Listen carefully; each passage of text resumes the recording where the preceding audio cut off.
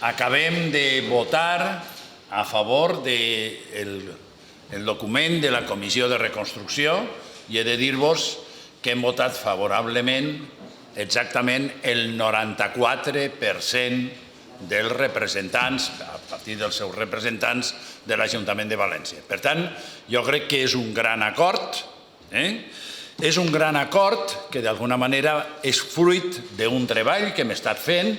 Jo vull recordar que des que va vindre la pandèmia vam estar treballant en una sèrie de mesures conjuntes que van ser conjuntes i van ser aprovades en un ple, recordeu-ho. Vull recordar que al mes següent vam estar passant, d'alguna manera, fent els controls del seguiment dels mateixos junt amb l'oposició i que en general hem estat treballant en aquesta crisi de la pandèmia del coronavirus amb una voluntat d'acord molt, molt majoritària.